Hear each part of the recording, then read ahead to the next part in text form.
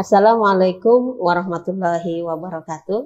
Selamat pagi dan salam sejahtera untuk kita semua.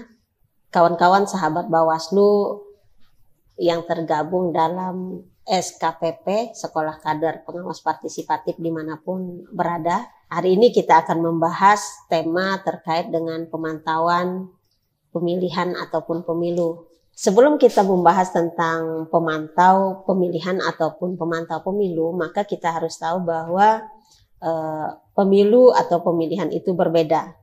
Kalau pemilu atau pemilihan umum adalah sarana kedaulatan rakyat untuk memilih anggota DPD, anggota Dewan Perwakilan Rakyat, kemudian Presiden dan Wakil Presiden, DPRD Provinsi dan juga DPRD Kabupaten Kota yang dilaksanakan secara langsung, umum, bebas, rahasia, jujur, dan adil dalam negara kesatuan Republik Indonesia berdasarkan Pancasila dan Undang-Undang Dasar Negara Republik Indonesia tahun 1945.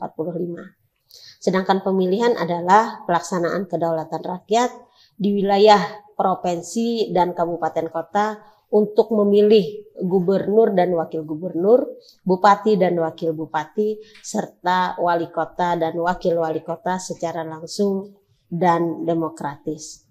Teman-teman sahabat Bawaslu, kita tahu bahwa ada dua pengertian berbeda tersebut, maka pemantauan di dua kegiatan pemilihan tersebut juga ada perbedaannya.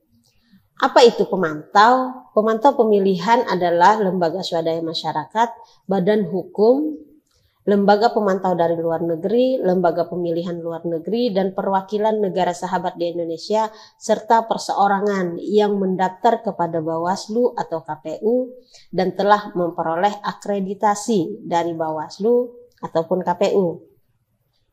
Pemantauan pemilu adalah kegiatan yang dilakukan oleh pemantau pemilu untuk memantau pelaksanaan tahapan penyelenggaraan pemilu atau pemilihan umum atau pemilihan kepala daerah.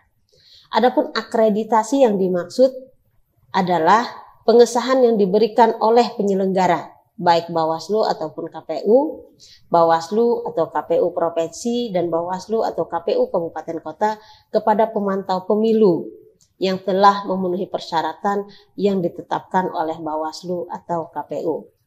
Nah, terkait pemantau dalam dua penyelenggaraan pemilihan dan pemilihan umum tersebut, dasar hukum yang digunakan lembaga pemantau yaitu Undang-Undang Nomor 10 Tahun 2016 tentang pemilihan gubernur, bupati, dan wali kota pada pasal 123 sampai 130 untuk pemilihan kepala daerah. Adapun pemantau untuk pemilihan umum, dasar hukumnya berada pada Undang-Undang Nomor 7 Tahun 2017 tentang pemilihan umum, pasal 435 sampai dengan pasal 447. Selain itu juga untuk pemilihan umum telah dikeluarkan Perbawaslu Nomor 4 Tahun 2018 tentang pemantauan pemilihan umum. Teman-teman sahabat Bawaslu dimanapun berada, pemantau itu meliputi dua bagian, pemantau dalam negeri, bisa jadi juga ada pemantau dari luar negeri. Kalau pemantau dari dalam negeri, maka terdiri dari pemantau tingkat nasional, pemantau tingkat provinsi, dan pemantau tingkat kabupaten kota. Sedangkan pemantau luar negeri itu adalah lembaga pemantau, bisa jadi ada lembaga pemilu, bisa jadi ada perwakilan negara sahabat yang melakukan pemantauan dalam penyelenggaraan pemilihan kepala daerah ataupun pemilihan umum di negara kita. Ada beberapa poin perbedaan kedua undang-undang tersebut berkaitan dengan lembaga pemantau di tempat kita.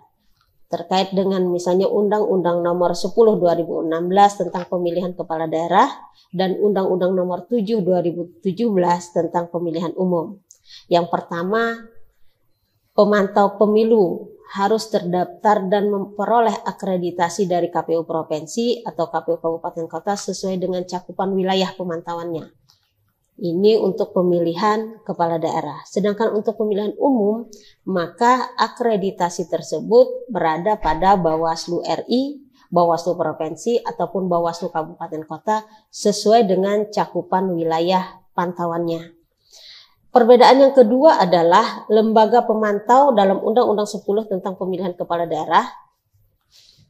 Lembaga pemantau pemilihan asing wajib melaporkan dan mendaftar ke KPU atas rekomendasi Kementerian Luar Negeri. Sedangkan dalam Undang-Undang 7 tentang pemilihan umum hanya menyebutkan harus mendapatkan rekomendasi Menteri Luar Negeri.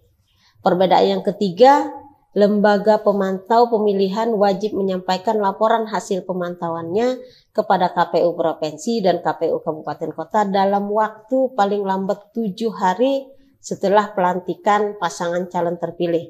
Ini dalam Undang-Undang 10 tentang pemilihan kepala daerah. Adapun dalam Undang-Undang 7 2017 tentang pemilihan umum, pemantau hanya diminta wajib melaporkan hasil akhir pemantauan pelaksanaan pemilu kepada Bawaslu atau Bawaslu Provinsi ataupun Bawaslu Kabupaten Kota sesuai daerah pantauannya, tidak menyebutkan waktu atau batas hari yang dimintakan. Perbedaan selanjutnya adalah dalam Undang-Undang 10 2016, KPU menerbitkan aturan terkait kode etik pemantau pemilu. Dalam Undang-Undang 7 2017, kewenangan pada Bawaslu untuk menerbitkan aturan terkait kode etik pemantau pemilu. Jadi lebih banyak perbedaan antara Bawaslu dan KPU-nya. Dalam Undang-Undang 10 2016, pemantau pemilu memiliki kewajiban membantu pemilih dalam merumuskan pengaduan yang akan disampaikan kepada pengawas pemilu. Sedangkan di Undang-Undang 7 2017, pemantau pemilu sudah bersama Bawaslu dan menjalankan hak dan kewajiban berdasarkan aturan. Jadi tidak ada kewajiban membantu merumuskan pengaduan. Lalu dalam Undang-Undang 10 2016 tentang pemilihan, pemantau pemilihan asing dilarang mencampuri dengan cara apapun urusan politik dan pemerintahan dalam negeri Indonesia.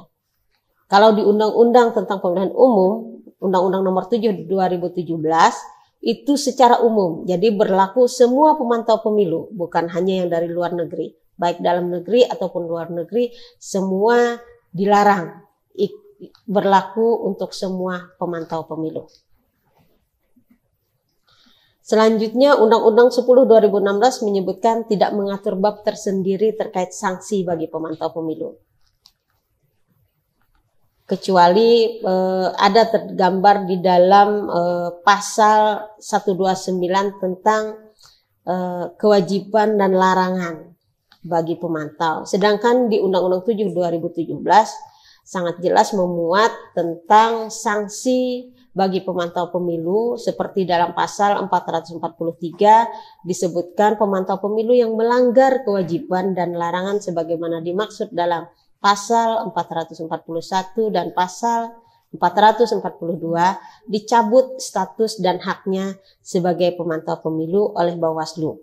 Ini juga diatur secara detail dalam pasal 444 Undang-Undang Nomor 7 2017. Nah, demikian terkait dengan aturan hukum, dasar hukum pemantau dalam melakukan pemantauan di dua rejim pemilihan yang berbeda. Pemilihan umum itu presiden, wakil presiden, DPD, DPR, kemudian pemilihan kepala daerah, pemilihan gubernur dan bupati ataupun wali kota.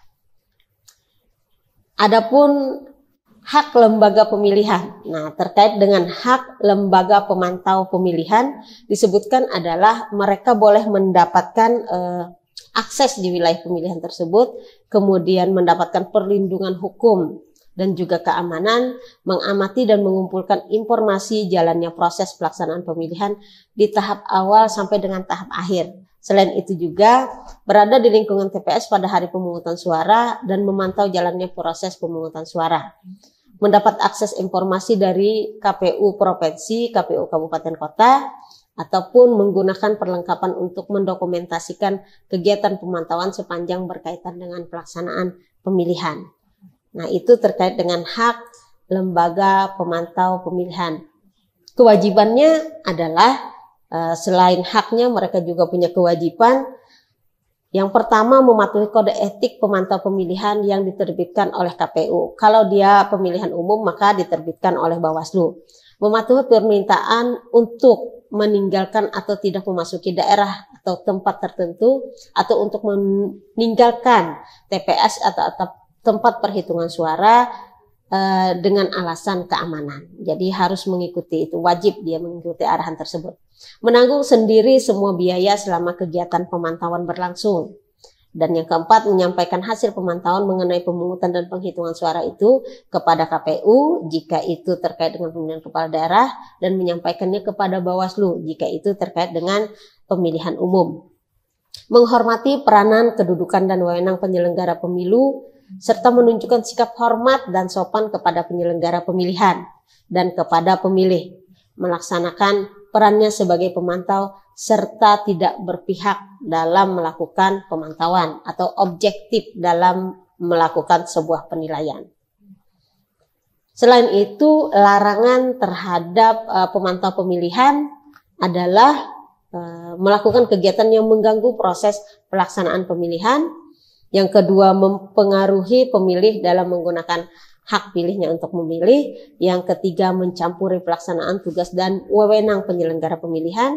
Yang keempat, memihak kepada peserta pemilihan tertentu. Yang kelima, menggunakan seragam, warna atau atribut yang memberikan kesan mendukung salah satu calon atau peserta pemilihan ataupun peserta pemilu. Yang keenam, menerima atau memberikan hadiah, imbalan atau fasilitas apapun kepada peserta pemilihan. Yang berikutnya adalah mencampuri dengan cara apapun urusan politik dan pemerintahan dalam negeri Indonesia dalam hal pemantau merupakan pemantau pemilihan asing. Yang ketujuh, membawa senjata, bahan peledak atau bahan berbahaya lainnya selama melakukan pemantauan. Lalu pemantau tidak boleh masuk ke dalam wilayah TPS. Yang selanjutnya, pemantau menyentuh perlengkapan alat pelaksanaan pemilihan termasuk surat suara tanpa persetujuan petugas pemilihan. Jadi itu semua dilarang. Kemudian melakukan kegiatan lain selain yang berkaitan dengan pemantauan pemilihan. Nah, jadi pemantau dilarang melakukan hal-hal yang demikian. Jika pemantau pemilihan melanggar hak, kewajiban atau melanggar larangan dan tidak melaksanakan kewajibannya, maka bisa terjadi ada sanksi terhadap pemantau. Terutama jika mereka melanggar larangan-larangan dalam melakukan pemantauan, bisa sanksi administrasi ataupun sanksi pidana ataupun perdata. Nah, kalau sanksi administrasi tadi sudah jelas disebutkan bahwa bisa dicabut akreditasinya sebagai pemantau pemilu oleh lembaga penyelenggara, atau bisa jadi direkomendasikan kepada Menteri Hukum dan Hak Asasi Manusia untuk menetapkan pencabutan hak pemantau pemilu bagi pemantau luar negeri. Kalau pidana, maka sanksi disesuaikan dengan peraturan perundang-undangan pidana yang berlaku. Demikian teman-teman sahabat Bawaslu terkait dengan dasar hukum, kewajiban, hak, dan larangan yang mungkin bisa dipahami dan dimengerti oleh kawan-kawan dalam menjadi nanti pengawas partisipatif. Demikian, billahi taufiq wal hidayah. Wassalamualaikum warahmatullahi wabarakatuh.